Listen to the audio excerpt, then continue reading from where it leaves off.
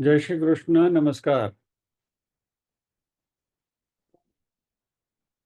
वेदांत के अध्ययन की श्रृंखला में श्रीमद् आद्य शंकराचार्य जी विरचित विवेक चूड़ामणि के आज के सत्र में सभी साध्यायियों का स्वागत एवं अभिवादन ओमकार के नाद के साथ प्रार्थना करेंगे।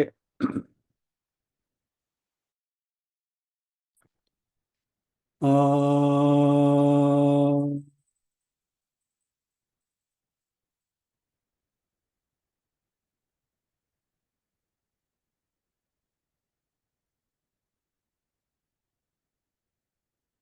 ओम।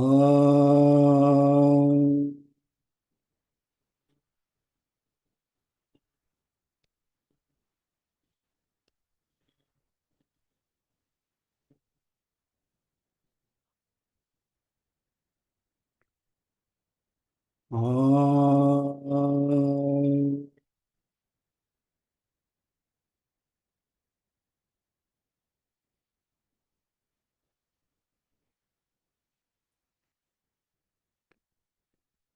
वक्रतुंड महाकाय सूर्यकोटि समप्रभ निर्विघ्नं कुरु मे देव सर्वकार्येषु सर्वदा। या कुन्देन्दु तुषारहार धवला या शुभ्रवस्त्रावृता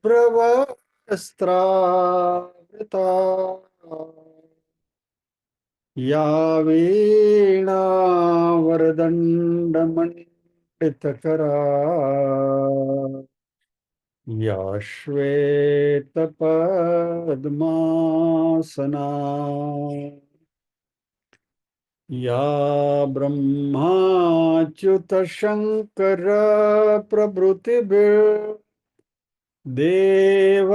सदा वन्दिता सा मां पातु सरस्वती भगवती निःशेषजाड्यापहा।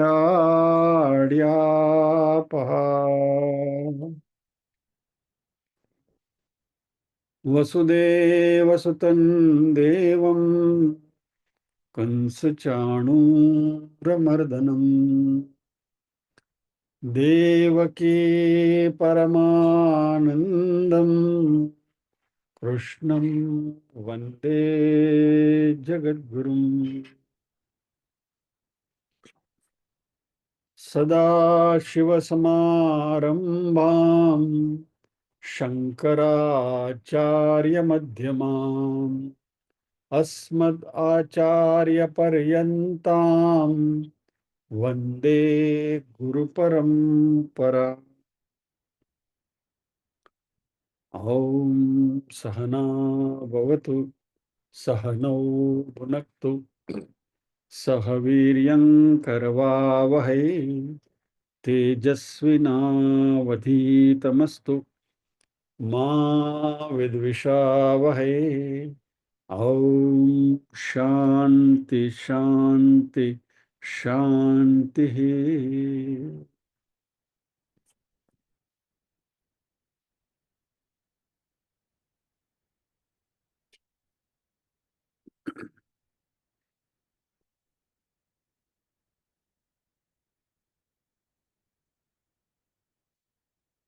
हमने 36वें श्लोक तक अध्ययन किया है।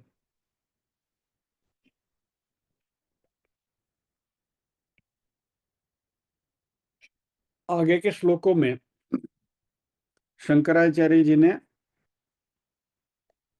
शिष्य के लक्षण भी बताए और गुरु के लक्षण भी बताए, यानी शिष्य कैसे होने चाहिए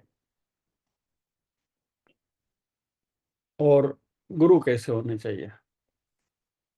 शिष्य के बेसिक क्वालिफिकेशन जो हमने तत्वबोध में देखे थे वही थे: साधन चतुष्टय संपत्ति, विवेक वैराग्य, समाधि षटक संपत्ति और मुमुक्षुत्व। ये सब शिष्य को आत्मसात करने होते हैं और और भी कुछ बातें कही थी शंकराचार्य जी ने। और फिर बाद में गुरु के बारे में बताया, गुरु के क्वालिफिकेशंस क्या होने चाहिए, वो 34 से 36वें श्लोक के अंदर उन्होंने बताया।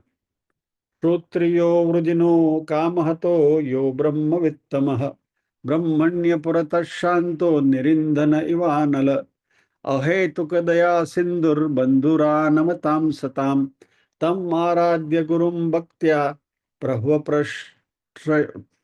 प्रश्रय सेवनैः प्रसन्नं तमनुप्राप्य पृच्छेत् ज्ञातव्यमात्मनः। गुरु कैसे होने चाहिए? जो श्रोत्रिय हो, यानी कि जो वेदों के जानकार हो।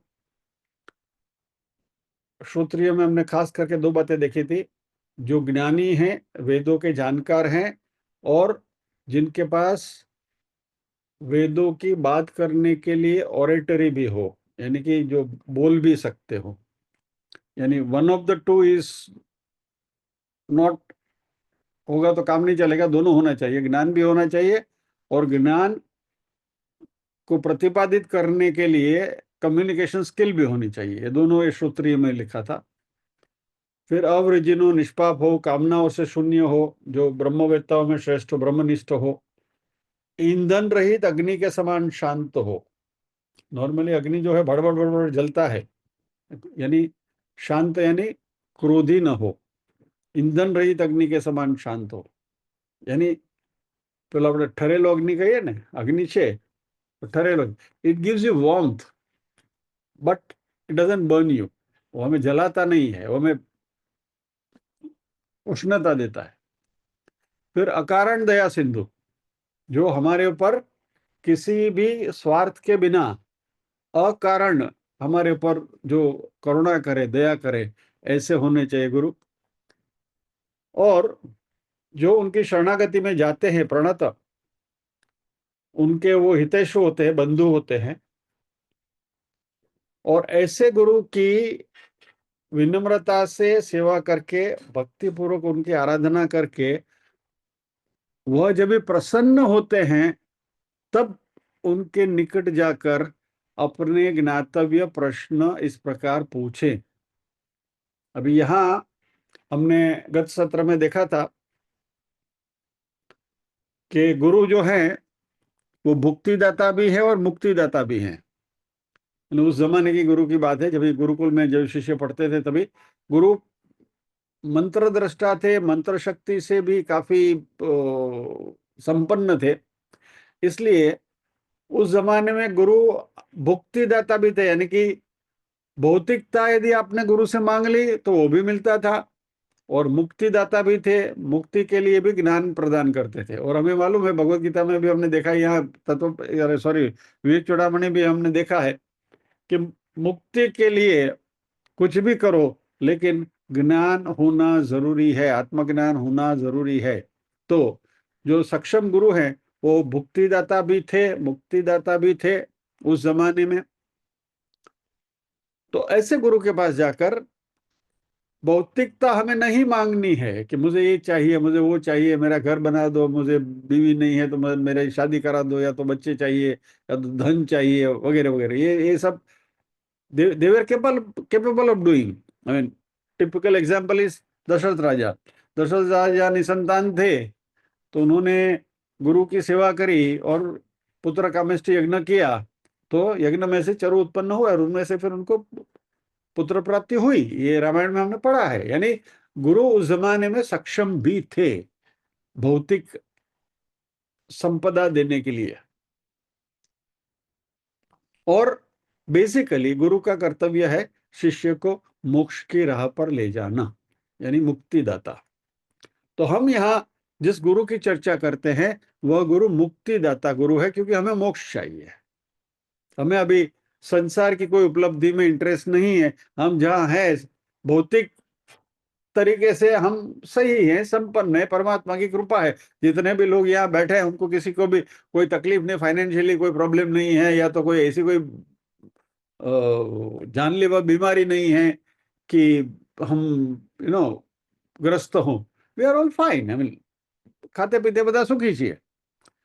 तो अभी हमारा जो कंसंट्रेशन है, हमारा जो लक्ष्य है वह मुक्ति की ओर ही होना चाहिए, बाकी कोई भी भौतिकता तो हमें चाहिए नहीं।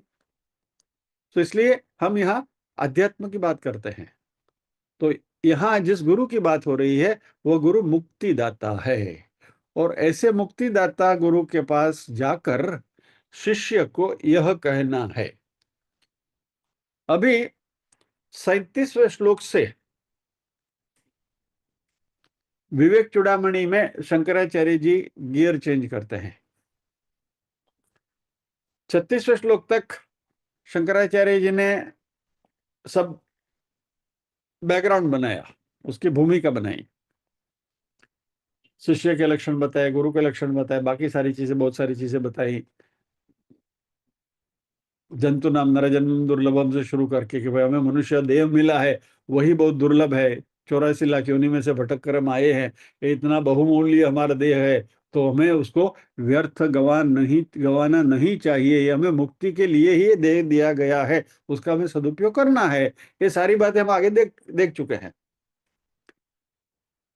तो ये सारी बातें 36वें श्लोक तक शंकराचार्य जी ने कही। अभी 37वें श्लोक से शुरू होके ऑलमोस्ट टिल द एंड 575वें श्लोक तक,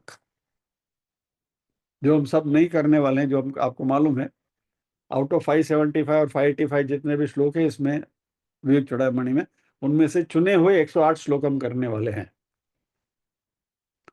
तो यहां से गुरु शिष्य के बीच में संवाद शुरू होता है। It is in the form of a dialogue.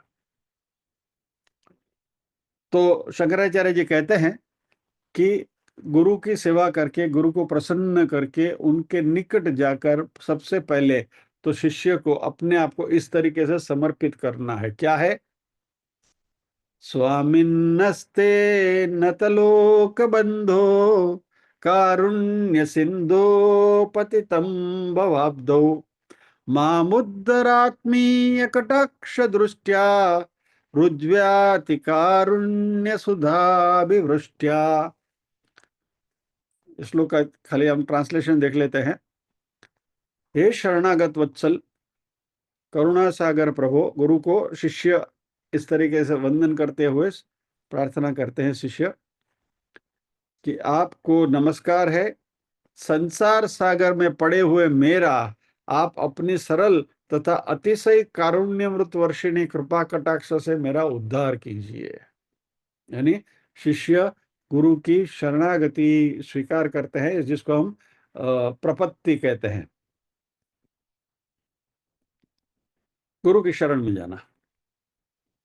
अभी अगला श्लोक हम लेंगे।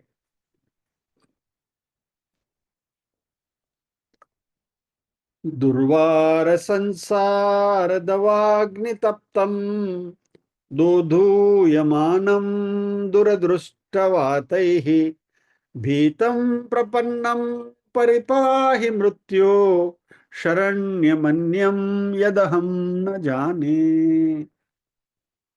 इसकी पहले व्युत्पत्ति देख लेते हैं और फिर अर्थ में जाएंगे।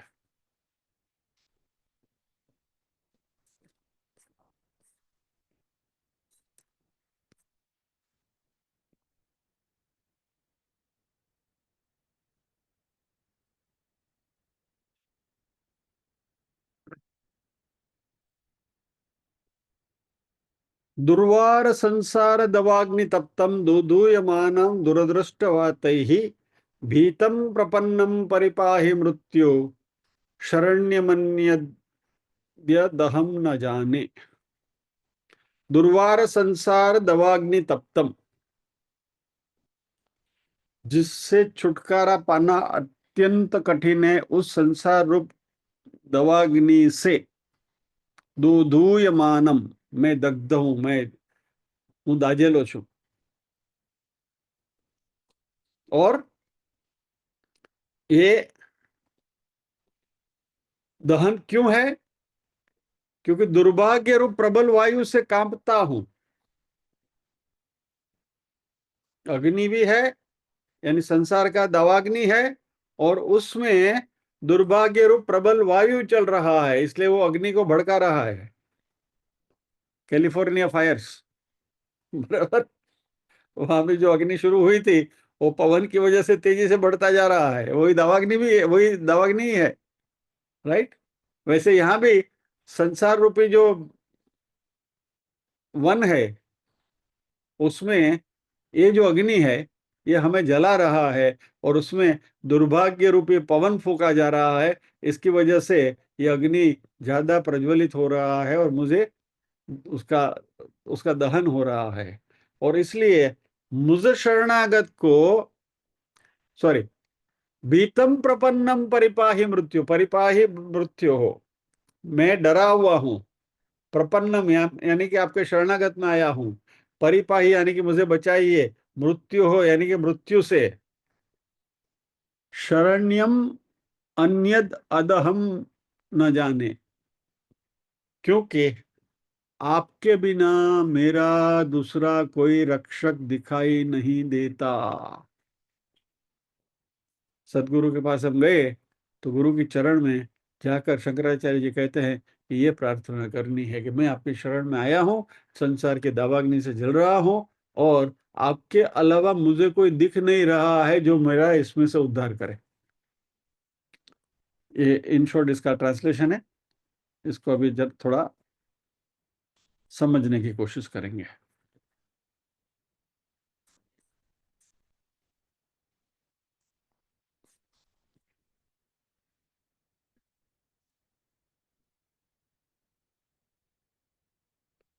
तो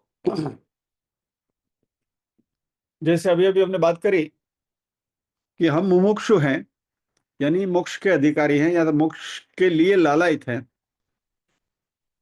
साधन चतुष्ट संपत्ति में जो चौथी संपत्ति जो है वो मुमुक्षुता है। तो हम मोक्ष के इच्छुक हैं। ये संसार के बंधन से, ये जन्म मरण के फेरे से हमें मुक्त होना है, दोबारा ऐसा जन्म न मिले, इसलिए हम मोक्ष की प्राप्ति के लिए इच्छुक है। और हमने ये बात देखी है कि आत्मज्ञान के बिना मोक्ष नहीं मिलता। आप बाकी किसी भी रास्ते से जाओ, भक्ति से जाओ, निष्काम कर्म से जाइए, कहीं से भी जाइए, योग से जाइए, ये सभी मार्ग जो है उससे चित्त शुद्धि होती है, चित्त हमारा शांत होता है, लेकिन मोक्ष नहीं मिलता। मोक्ष प्राप्ति के लिए शंकराचार्य जी का कहना है कि ज्ञान यानी कि आत्मज्ञान अति आवश्यक है।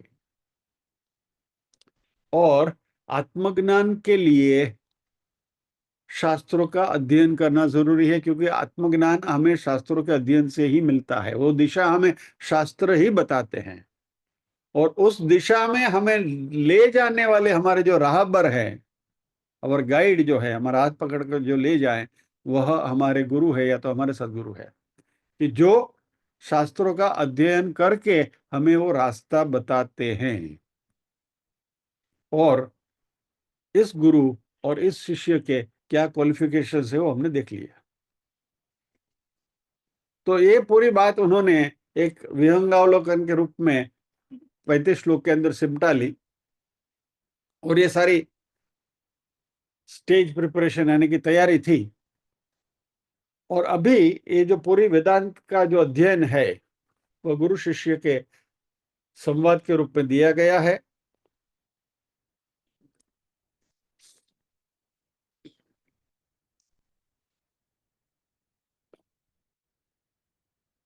शास्त्रों में ऐसे गुरु शिष्य के कई डायलॉग्स हैं।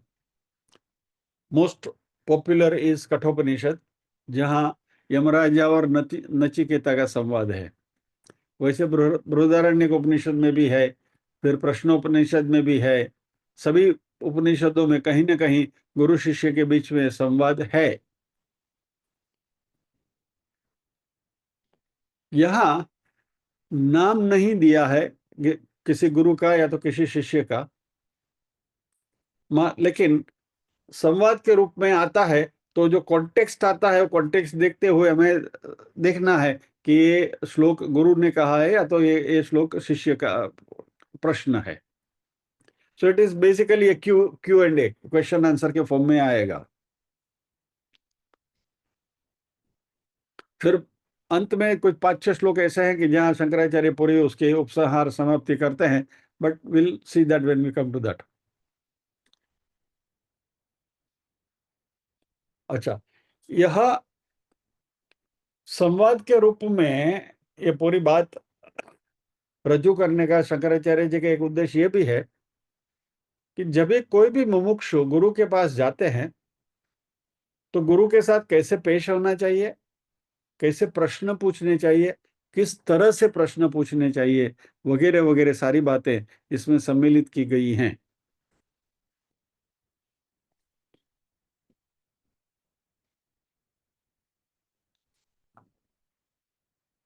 मुंडक उपनिषद में भी ऐसा एक श्लोक है, एक दृष्टि डाल देते हैं उसके ऊपर भी।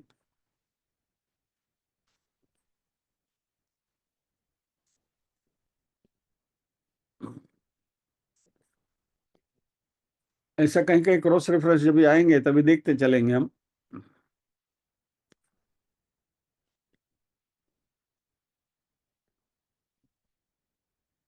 परीक्षलोकान् कर्मचितान् ब्राह्मणो निर्वेद मायान् नास्त्य कृतकृतेन तद्विज्ञानार्थं स गुरुमेव विगच्छेत् समित पाणि श्रोत्रियम ब्रह्मनिष्ठम।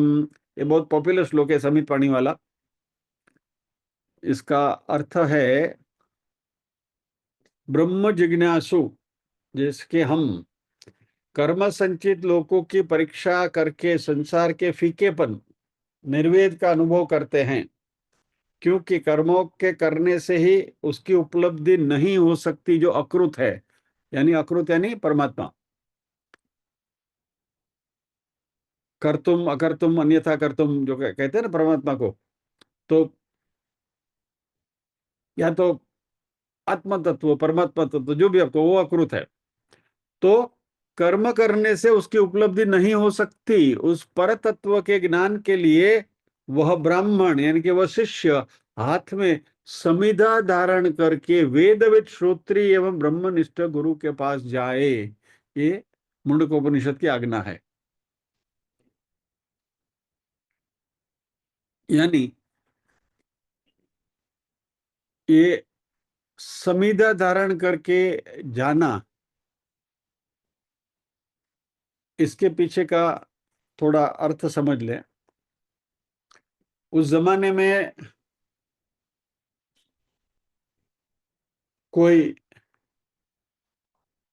क्रैश कोर्स नहीं होते थे और कोर्स की कोई फीस नहीं होती थी कि भाई इतना पैसा भरो तो आपको इस कोर्स में एडमिशन मिलेगा, जो अभी आजकल चलता है, वेदांत में भी चलता है कि भाई कोई भी आपको एक करना है तो यू टू पे so much so much so much, और पेमेंट करने के बाद आपको उस कोर्स में एडमिशन मिलता है। पहले वैसा नहीं था। शिष्य गुरु के पास जाता था, गुरु शिष्य की योग्यता देखते हैं, वो भी हमने पहले देख लिया अगले श्लोक में कि भाई गुरु के यहाँ आपको रुकना है, एक साल भर तो रुकने के बाद गुरु गुरु से आप प्रश्न कर सकते हैं।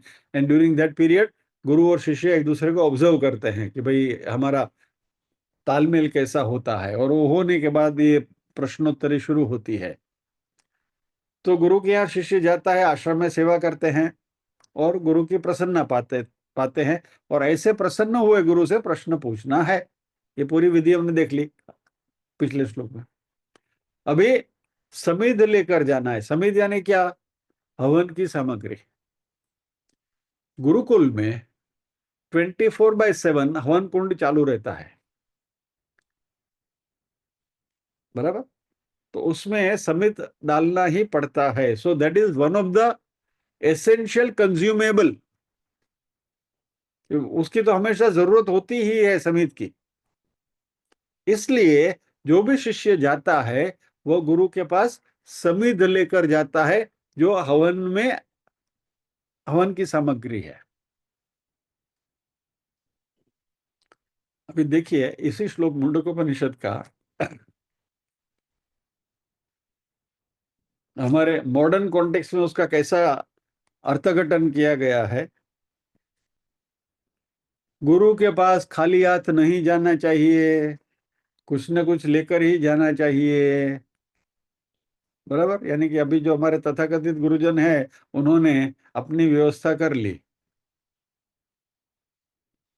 क्योंकि पहले मुंडकोपनिषद में श्लोक लिखा है समित लेकर जाना चाहिए।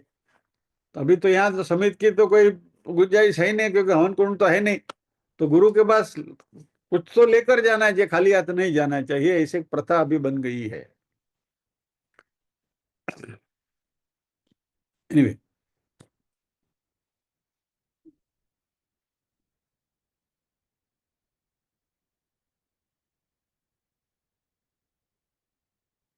तो ऐसा शिष्य जो यहाँ मुंडकोपनिषद में हमने देखा, वो गुरु के पास जाता क्यों है? ज्ञान प्राप्ति के लिए।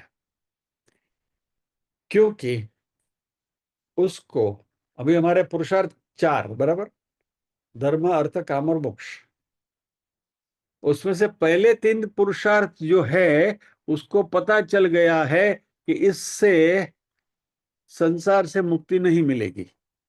धर्म अर्थ और काम से, ये पुरुषार्थों से संसार से मुक्ति नहीं मिलेगी। संसार से मुक्ति यदि पानी है तो चौथा पुरुषार्थ मोक्ष ही काम आएगा।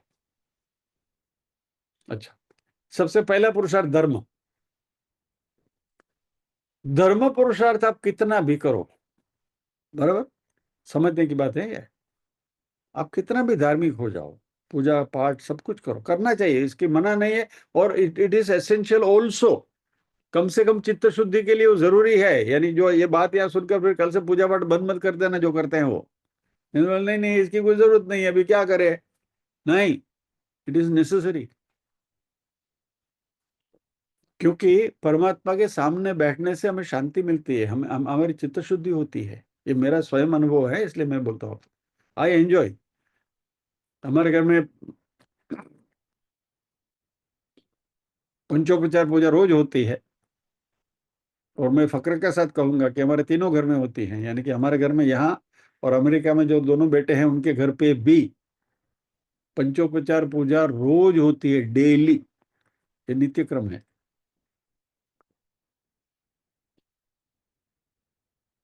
आई मे बी परमिटेड टू से, क्योंकि अभी आप लोगों ने ये हमारे कार्यक्रम में उनको देखा था, मेरा बेटा और मेरी बहू जो आई थी, सीमा। अभी वो she leaves for job home. वहां तो 7 बजे ऑफिस शुरू हो जाती है, तो 6:30 बजे घर छोड़ देती है वो। She leaves home at 6:30 for her work. लेकिन पूजा किए बिना घर के बाहर नहीं निकलती। सुबह 4 बजे उठती है, पूजा करके ऑफिस जाती है, पंचोपचार पूजा करके, नैवेद्य आरती सब कुछ। कहने का तात्पर्य यह है कि यह जरूरी है। इससे हमारे संस्कार बने रहते हैं, हमारे में सात्विकता बढ़ती है। और प्रभु के सामने आप आधा घंटा भी पूजा के बहाने भी बैठो ना, बहुत सुकून मिलता है। इसलिए प्रभु के साथ एक प्रकार की आत्मीयता हमें डेवलप करनी है। और पूजा करते समय उनके साथ बात करो, झगड़ा करो, प्रेम करो, जो भी करना है करो ना। क्या, मेरी बीवी कभी बहुत झगड़ा करती है, कभी भी, हे काना कुंडल पानी ना क्या, तिलक નથી लगाड़તો, શું इतरू जाए। ठीक है, अच्छा है, એટલે आत्मीयता बनती है। इट्स नॉट रॉन्ग, क्योंकि भगवान को इनसे कोई ये नहीं। भगवान हमारे हमारे मन का भाव देखते हैं।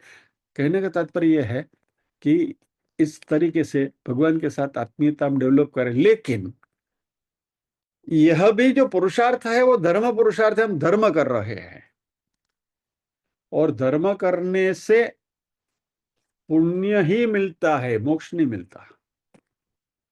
और पुण्य बहुत जमा हो गया तो ज्यादा से ज्यादा क्या होगा, आप स्वर्ग में जाओगे। स्वर्ग में मौज में जा करके क्षीणे पुण्यम मर्त्य लोका विशंति, हमारे यहाँ आएगा श्लोक बराबर, 9वें अध्याय में, छठे अध्याय में। तो होने वाला है, वी नो दैट, फाइन। तो आप पूजा करो, जप करो, नाम जप करो, तीर्थ यात्रा करो, ये सब सही है, जरूरी है, करना चाहिए। लेकिन इनसे मोक्ष नहीं मिलता, इनसे पुण्य मिलता है। और ये पुण्य या तो हमें इहलोक में सुख देता है, या तो परलोक में यानी कि स्वर्ग में हमें सुख देता है। लेकिन कहीं भी ये पुण्य खत्म हो गया तो वापस हमें जन्म तो लेना ही पड़ता है, मोक्ष नहीं मिलता। इस बात को समझ के चले। बट दैट डजंट मीन कि हमें पुण्य करना बंद कर देना है कि अभी इससे तो मोक्ष तो मिलने वाले नहीं और हम तो मोक्षार्थी हैं, तो चलो ये सब बंद, अभी ये नाटक चाहिए ही नहीं। झंझट को शाला जाऊ दिया। तीर्थ यात्रा भी नहीं करनी है, नाम जप भी नहीं करना है, पूजा भी नहीं करना है, कुछ नहीं करना है। नो, कृपा करके इसका उल्टा अर्थ मत लेना, सही अर्थ लेना है। ओके।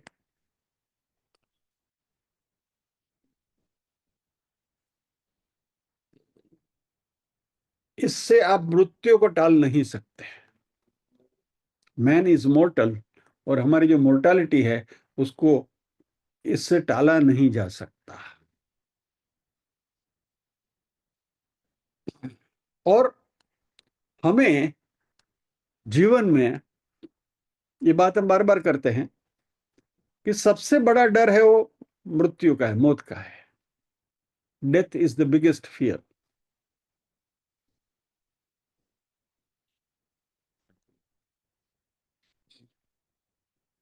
भगवत गीता का अध्ययन सतत करने से हम लोगों में एक बात तो अच्छा है कि मृत्यु के बारे में बात करने को तो एटलीस्ट हम हिचकिचाते नहीं है। नॉर्मल लोगों के बीच में आप जाके बात करो तो क्या बोलेंगे? अरे, ये मरने की बात मत करो, शुभ शुभ बोलो, ऐसा अशुभ मत बोलो। अरे क्या अशुभ? मौत कुछ नहीं है, वो खाली कोमा है, अल्पविराम है। और मैं तो मौत को अलग दृष्टि से देखता हूं। मान लीजिए कि आपका घर है, जिस घर में आप रह रहे हैं, बराबर है। अभी घर की दीवारें ये हो गई है, उसमें से मानसून में पानी ये होता है, गीली हो जाती है, छत से ऊपर से सीमेंट के सब नीचे गिरते हैं, पेंट वेंट सब खलास हो गया है, खिड़कियां विड़कियां बराबर बंद नहीं होती, ज्यादा उसको जोर लगाना पड़ता है, बराबर। नीचे फर्श जो है वो भी उबड़ खाबड़ हो गई है। ऐसे घर में आप रह रहे हैं और कोई आपको बोले कि अभी ये घर रीडेवलपमेंट में जा रहा है, तो हम कितने खुश होते हैं कि भाई ये घर रीडेवलपमेंट हो जाएगा और 3 साल के बाद हमें नया घर मिलेगा। और रीडेवलप किया गया घर में हमको जाने का कितना आनंद आता है। कमलेश भाई हमारा रिनोवेट करी तो कितना मजा आता है। कमलेश भाई पंड्या की बात कर रहा हूँ, कमलेश भाई परी की नहीं। एनीवे, यानी कहने का तात्पर्य क्या है, उनका भी रीडेवलपमेंट में है। तो यानी ये पुराना घर छोड़ के 2 3 4 साल जो भी है वो रेंटल प्रीमाइसेस में इधर उधर भाड़े के मकान में रहते हुए वापस अपने ओरिजिनल घर में, नए घर में आते हैं तो हमें कितना आनंद होता है। मृत्यु वही है ना। खकड़ी गेलू शरीर जैसे, ये दिखता नहीं है, कान से सुनता नहीं, ये नाटक है, वो नाटक, ये बीमारी, वो बीमारी, हजार टाइप की चीजें हैं। उससे मुक्ति मिलके नया शरीर यदि भी हमें मिलता है तो हमें दुखी होना चाहिए कि खुश होना चाहिए? वी शुड बी हैप्पी कि चलो भाई छुट्टी आमा थी तो छुट्टी, अगला अगला देख लेंगे। लेकिन इधर से तो छुटकारा हो गया, जूनागढ़ से तो बाहर निकला। कभी भी मृत्यु का डर नहीं रखना है हमें। मृत्यु एक प्रकार का उत्सव है, क्योंकि हम नए घर में जा रहे हैं। तो भाई नया घर में जाए रड़વાનું કે લાપસી રાંધવાની હોય, बराबर। भगवत गीता का अध्ययन करने के बाद वासांसि जीर्णानि यथा विहाय नवानि गृह्णाति नरो पराणि तथा शरीराणि विहाय जीर्णान अन्यानि संयाति नवानि देहि। बराबर। जैसे हम शर्ट बदली करते हैं, वैसे हमारा जो जीवात्मा है शरीर बदली करता है। एक शरीर को छोड़ दिया, दूसरा शरीर लिया, तो नया शर्ट पहनने का आपको अच्छा लगेगा कि बुरा लगेगा? ये रोगे, नया शर्ट है अभी मैं कैसे पहनूं उसको"। मृत्यु का डर नहीं रखना है। लेकिन संसार में सबसे बड़ा डर हमें है, मृत्यु का ही भय है। और एक बार वो भय निकल गया तो हमारे मन में से भय जैसी चीज निकल गई। We will not be afraid of anything. जरा सोचना इस बात के ऊपर। एक बार मृत्यु का भय निकल गया तो उससे बड़ा भय कोई है ही नहीं। तो सबसे बड़ा भय अभी निकल गया तो दूसरा तो जो होना है होगा, फाइन। यानी हमारी मनस्थिति इतनी सरल हो जाएगी કે પછી દુબાકા મારો ને શું ફરક પડે છે, જે થવાનું છે થશે, મરવાના તો નથી ને. તો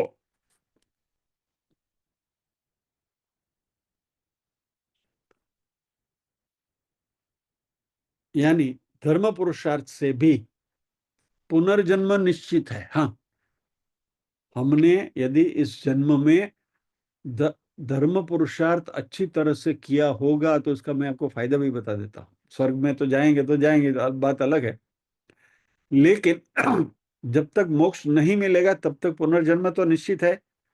अगला जन्म जो मिलेगा ना वो इस जन्म से अच्छा मिलेगा. यानी वो भी भगवत गीता में श्लोक आने वाला है, जब आएगा तब उसकी चर्चा करेंगे हम, कि ऐसे कुल में हमें जन्म मिलेगा, ऐसे घर में हमें जन्म मिलेगा कि जहाँ का वातावरण पवित्र हो, जहाँ का वातावरण आध्यात्मिक हो, जहाँ फिर हमें जीवन जीने के लिए इधर उधर का स्ट्रगल नहीं करना पड़ रहा हो, ऐसे वातावरण में, ऐसी फैमिली में, ऐसी जगह, ऐसे माता पिता के यहाँ हमें जन्म मिलता है. यानी इस जन्म में यदि ये धर्म पुरुषार्थ भी अच्छी तरह से करेंगे, पुनर्जन्म तो निश्चित है. जब तक मोक्ष नहीं मिलेगा तब तक अगला जन्म इससे तो अच्छा ही मिलेगा. तो इतना तो करें, उसके लिए तो प्रयत्न करें, बराबर. So that is one solid reason for continuing what we are doing, जो हम कर रहे हैं. ओके. तो संसार जो है वो सम्यक सरत आत्मा से सरक रहा है. मृत व्यक्ति जो है वो वापस आने ही वाला है. The dead person will reappear in some form और द अदर. संसरती थी संसार. सरत यानी वह दूसरे शरीर में जाता है, फिर वापस वही पुनरपि जननम पुनरपि मरणम पुनरपि जननी जठरे शयनम भज गोविंदम भज गोविंदम भज गोविंदम मूढ़मते. ये संसार है, और ये संसार ही हमारे लिए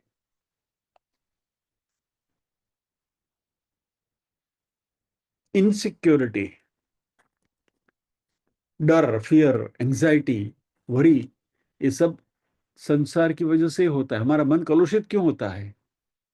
Y we remain disturb is because of संसार. तो यहां गुरु के पास जो शिष्य गया है, वह शिष्य ने एक बात मन में तय करके ले ली है कि 3 पुरुषार्थ मैंने करके देखे, धर्म अर्थ और काम, और ये तीनों से मुझे मुक्ति नहीं मिलेगी, वो तो मेरी समझ में आ गया. तो इसलिए वो गुरु से बहुत क्लैरिटी के साथ कहता है कि मुझे इससे मुक्ति चाहिए. I want to get out of this. यानी कि ये जन्म मरण के जो फेरे है, पुनर्जन्म का जो चक्कर है, उसमें से मुझे मुक्त होना है. इसलिए पहले गुरु से क्या कहते हैं कि हे गुरु, सबसे पहले तो मैंने ये बात समझ ली कि मैं संसारी हूं. यानी कि अभी जो बात हमने करी सब संसारी की है क्या?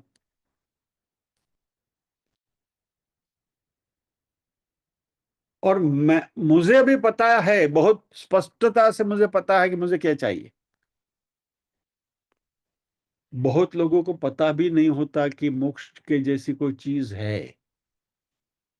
यानी पुनर्जन्म क्या है, मुक्ति क्या है, मोक्ष क्या है, ये तो यहाँ बैठे हैं जो जो यानी कि अध्यात्म का जो अध्ययन कर रहे हैं, यहाँ बैठे यानी कि नॉट हियर, अध्यात्म के मार्ग पर जो चल रहे हैं, उनको ये सारी बातें पता है.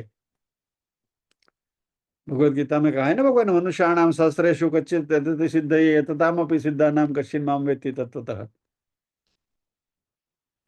If you see the percentage of people कि जो इस बात को जानते हैं is very small compare to total population. Bharat के 140 करोड़ लोग हैं, उसमें से आपको मुश्किल से 14 लाख लोग ऐसे मिलेंगे, लेट में बी, कि जो इस बात को जानते हैं. और वो 14 लाख में से अबाउट 1.4 लाख यानी 1/10 ऑफ दैट ही मिलेंगे आपको जानने वालों में से, कि जो इस बात को मानते हैं. Do you understand what I am saying? 140 crore में से 14 लाख लोग ही आपको मिलेंगे जो इस बात को जानते हैं कि मोक्ष प्राप्ति जरूरी है, ये संसार से छुटकारा पाने के लिए पुनरपि जननम पुनरपि मरणम, पुनर्जन्म होता है वगैरह, जानते हैं, दे नो इट। लेकिन उसका भी 1/10% ही दे मानते हैं कि या ये सही है। यानी जो वेदांत का अध्ययन करते हैं या तो वेदांत के संपर्क में जो लोग आए हैं वही इस बात को मानते हैं। तो यहाँ ये जो शिष्य गुरु के पास गया है, उस शिष्य ने गुरु से कहा कि गुरुजी मैं ये मानता हूं कि मुझे इस संसार से मुक्ति पानी है, तो मोक्ष के अलावा दूसरा कोई रास्ता नहीं है, और मोक्ष के लिए आत्मज्ञान जरूरी है। I mean it's as clear as day light.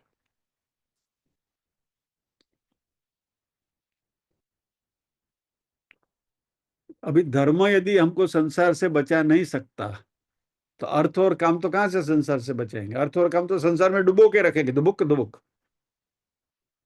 बराबर। अर्थ यानी पैसे, पैसा पैसा, लाओ लाओ लाओ, इधर दौड़ो उधर दौड़ो, इधर दौड़ो उधर दौड़ो, इतना पैसा कमाओ उतना पैसा कमाओ, वो तो संसार में और डूबोगे आप।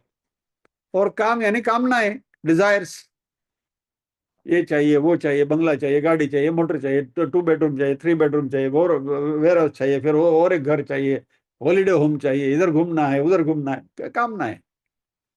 तो अर्थ और काम, पुरुषार्थ तो संसार से हमें बाहर निकाल ही नहीं सकता, वो तो उसमें हमको डुबो के रखेगा। एक खाली धर्म पुरुषार्थ की जो बात थी, जो हमने अभी थोड़ी डिटेल में समझने की जरूरत थी, इसलिए देख ली। अर्थ और काम की कोई चर्चा करनी जरूरी भी नहीं है संसार से मुक्ति पाने के लिए। तो आध्यात्मिक ज्ञान, विजडम, नॉलेज और विजडम में फर्क है। नॉलेज यानी इंफॉर्मेशन, माहिती, मुझे मालूम है, लेकिन विजडम इज मैं उसको मानता हूं। जानना और मानना में जितना फर्क है, उतना फर्क नॉलेज और विजडम में है।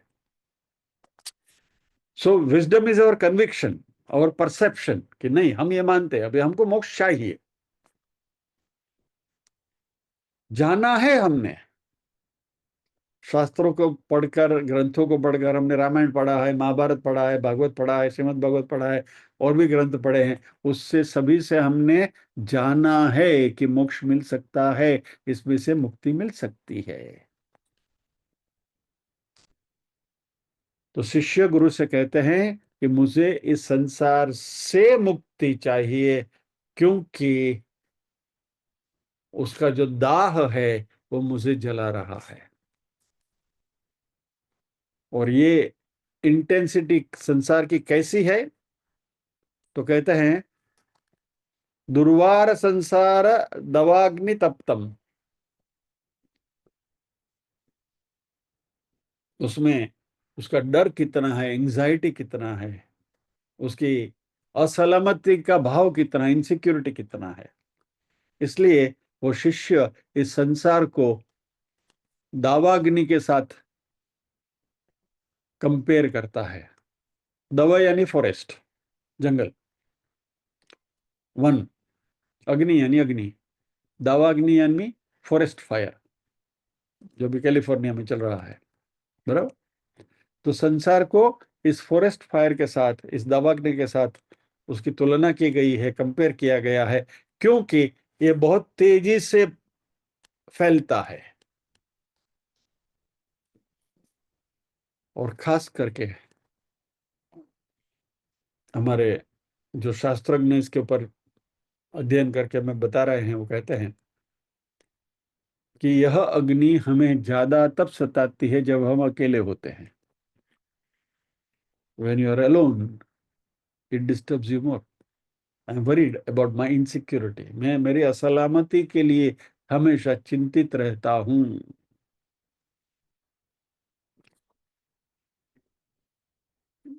ओके, थोड़ा let let us rewind it backwards, थोड़ा जाते हैं।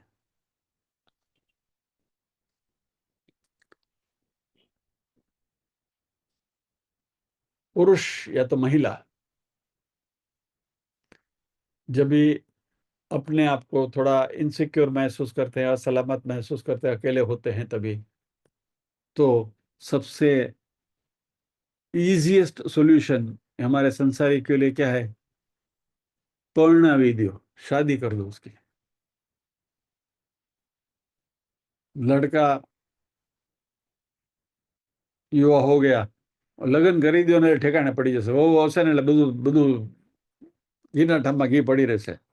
और लड़की को भी बोलते हैं कि अभी इधर उधर भटकने से अच्छा उसकी शादी कर दो तो अपने घर जाकर शांत हो जाएगी। यानी हमने संसारियों ने the easiest solution to overcome this security, असलामती का जो माहौल है उसका एक सबसे अच्छा सॉल्यूशन हमने निकाला कि शादी कर दो,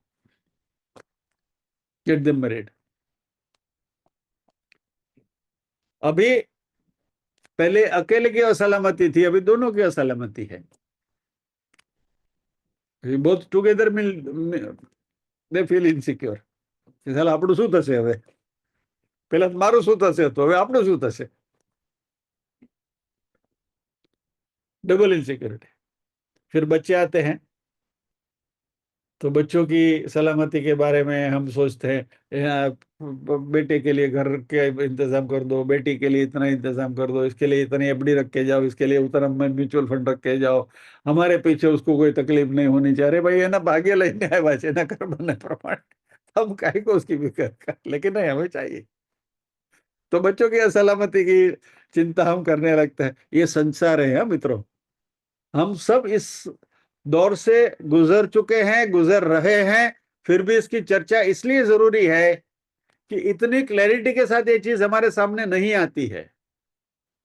we experience it, we perceive it, हमें पता है, लेकिन ये इस को इस एंगल से जब हम देखने लगेंगे तब हमें अंदर से एक भाव उठेगा कि नहीं, अभी इससे तो बाहर निकलना चाहिए। अब what is the way out, ये सब झमेले से बचने का रास्ता है क्या कोई, और है तो क्या है?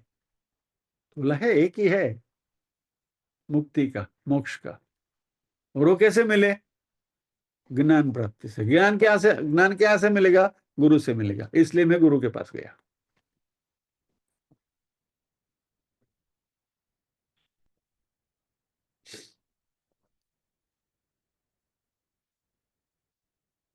पहले मेरा संसार था, अभी मान लीजिए ऐसे 50 60 70 साल के पहले की बात करें तो ग्राम्य जीवन था, गांव में रहते थे, पूरा पूरा फैमिली साथ में था, जो भी होना था सबका साथ में होना था। अभी तो ये भी बिखर गया है। यानी कि हमारा अपना संसार जो पहले गांव में एक ही घर के अंदर सीमित था, जो भी प्रॉब्लम थे वो घर में थे, એમાં મારો કુટુંબ જે કરવું એ ઘરની અંદર બધું થતું હતું। अभी now we are all spread. बेटा अमेरिका में है, एक दूसरा कनाडा में है, तीसरा यूके में पढ़ा है, बेटी कहीं और है, चौथा ये है। अभी यहाँ भी इंडिया में भी कहीं इधर उधर, एक चेन्नई में, एक विशाखापट्टनम में, कोई कश्मीर में है, कहाँ कहाँ सबने यानी हमने हमारा संसार को स्प्रेड करते हुए हमारी इनसिक्योरिटीज को भी स्प्रेड करके रखा है। यानी ये जो दावाग्नि के साथ जो ये कंपेयर किया, क्यों किया है? क्योंकि ये दावाग्नि के जैसा फैलता है। यानी ये जो हमारा संसार भी दावाग्नि के जैसा फैल रहा है। अभी मेरी बात करो तो मेरे दोनों बेटे अमेरिका है, तो अभी तक जो भारत में सीमित था वो भी अमेरिका तक फैला। If I am worried about their insecurity, so best for thing for me is what, I should stop worrying about their insecurity. उनका जो होना है होने दो, अपने कर्म लेकर आए हैं।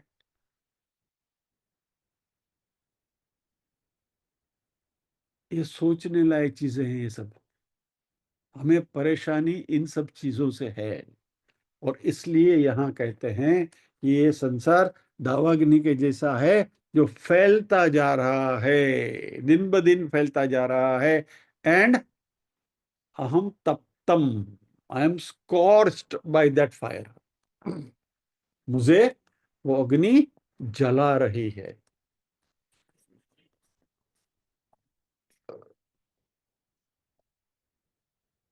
और हमारे शास्त्रों ने ये जो संसार का जो ताप है उसको भी 3 सेक्शन में बांटा है। त्रिविध ताप जिसको हम कहते हैं, आधिभौतिक, आधिदैविक, आध्यात्मिक। आधिभौतिक, भौतिक यानी भूतों से होने वाला दुख, भूत यानी क्या? लिविंग बीइंग्स, यानी हमारे इर्द गिर्द लोग हैं, जितने भी लोग हैं, उनसे जो हमें प्रॉब्लम हो रहा है, ये सारे आदि भौतिक। बराबर। કાકાની જોડે બોલવાનું બંધ છે, मामा का बेटा तो मुंबई आता है लेकिन हमें मिलने को भी नहीं आता, क्या, भाई रुठ के चला गया है, ये सब आदि भौतिक है, यानी भूतों से। और मान लीजिए कि आपका आपका दुर्दैव और भी ज्यादा हो, और आपने कोई पेट पाल के रखा है घर में, कुत्ता बिल्ली पाल के रखा है, तो कुत्ता बीमार हो गया, आदि भौतिक, वो भी भूत की वजह से हमें दुख है। यानी कहने का तात्पर्य यह है कि लोगों से जो हमें परेशानी होती है, और ये परेशानियां, ये जो दुख है, वह आधि भौतिक दुख है। पड़ोसी होते हैं, नेबर्स होते हैं, सोसाइटी वाले होते हैं, ऑफिस में लोग होते हैं, और सबसे बड़ा क्या कहें, राक्षस, बॉस। किसी किसी के बॉस अच्छे होते हैं, लेकिन बॉस बनने के मॉडर्न टर्मिनोलॉजी में, आज के जमाने में, बॉस बनने की सबसे the most required qualification according to me is you must be unreasonable, तो ही आप बॉस बन सकते हो। क्या? यानी वो आपको 100 के सामने 80 का काम देता है तो यू एक्सपेक्ट 90 फ्रॉम हिम, और 90 देता है तो 100 एक्सपेक्ट करो, 100 देता है तो 110 एक्सपेक्ट करो। एक मुझे एक वाकया याद आ रहा है, चलो इस बात के साथ आज आज की बात को हम यहाँ विराम देंगे। एक छोटी सी कहानी आपको सुनाता हूँ। अमेरिका में, थोड़ी पुराने जमाने की बात है, एक आदमी ने एक कुत्ता पाल के रखा था, और वो कुत्ते को उसने ट्रेन किया था, अच्छी तरह से ट्रेन किया, बहुत अच्छी तरह से ट्रेन किया था। और अमेरिका में 50 साल पहले लोग, they used to be honest, और तभी जो सोसाइटी थी वहां, कि कहते थे कि भाई आप न्यूज़पेपर का पूरी गड्डी रख दो, और न्यूयॉर्क टाइम्स की या किसी की, तो लोग आते थे, 5 सेंट उसमें डब्बे में डाल के पेपर लेकर जाते थे। ऐसी वहां की पद्धति थी, ऐसा हमने सुना है। तो उस जमाने की बात है ये। तो इस आदमी ने कुत्ता पाला था, तो वह कुत्ते के गले में एक बास्केट डाल देता था, और उसमें कुछ पैसे रखता था, और उसका जो शॉपिंग लिस्ट है, वो शॉपिंग लिस्ट उसमें डाल देता था, जो भी चीजें लानी है वो कुत्ता सुपरमार्केट में जाता है, और वो शॉपिंग लिस्ट के मुताबिक वो चीजें वहां के जो अटेंडेंट होते हैं ना, उनको बता बता कर वो सब इसमें जमा करा कर लेकर काउंटर पे जाता है। बास्केट में पैसे रहते हैं, वो काउंटर वाला उसके जितने पैसे वो लेकर, वो चेंज भी वो बास्केट में डाल देता है। तो वो सारी चीजें जो उसने शॉप करी है वो सब लेकर, गले में बास्केट लेकर, वो कुत्ता घर आता है। एक आदमी वहां वो सुपरमार्केट में ये सब देख रहा है कि ये तो अजीब कुत्ता है यार, कैसा काम करता है, देखो कितनी प्रिसाइसली सब कुछ करके वापस बास्केट लेके अपने मालिक के घर जाता है। तो उसके पीछे पीछे गया, कुत्ते के पीछे पीछे। कुत्ता अपने घर पे गया और उसने बेल बजाई, टिंग करके। तो मालिक दौड़ते हुए बाहर आया, और कुत्ते से गले से बास्केट निकाल ली, और कुत्ते को उसने पीटा, मारा उसको।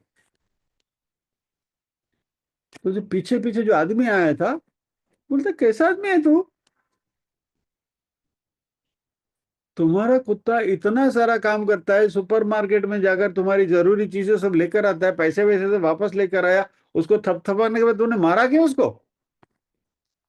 तो बोला नहीं, ये जो गेट है ना, ये गेट का जो दरवाजा, वो पेला अपने आकड़ियों के ना, वो आगलियो उसको खोलने का मैंने उसको सिखाया है, और उसको खोल के अंदर आ जाना चाहिए, बेल क्यों दबाई उसने, मुझे बाहर आना पड़ा।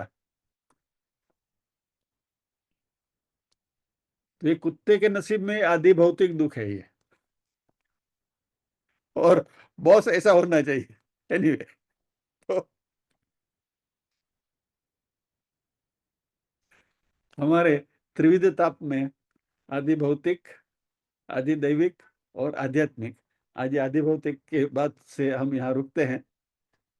आदि दैविक और आध्यात्मिक की बात अगले सत्र में करेंगे। तो आइए प्रार्थना करते हैं।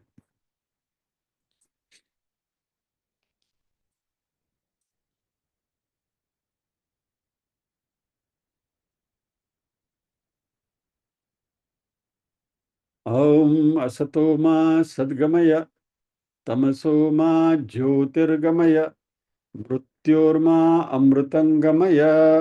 सर्वेषां स्वस्तिर्भवतु, सर्वेषां शान्तिर्भवतु, सर्वेषां मंगलं भवतु, सर्वेषां पूर्णं भवतु। लोका समस्ताः सुखिनो भवन्तु, लोका समस्ताः सुखिनो भवन्तु। नाहं कर्ता हरिः कर्ता, हरिः कर्ता ही केवलम। सभी के हृदय कमल में विराजमान परम कृपालु परमात्मा को वंदन करते हुए आज के सत्र को विराम देते हैं। अगले गुरुवार फिर मिलेंगे इसी श्लोक के साथ। जय श्री कृष्ण। आज जो चर्चा करी है वो सारे पैरामीटर्स हम सबको कहीं ना कहीं छूते हैं। All of us are sailing in the same boat in some way or the other. એટલે કોઈ બંધ બેસતી ટોપી પહેરી લેવી નહીં। જય શ્રી કૃષ્ણ।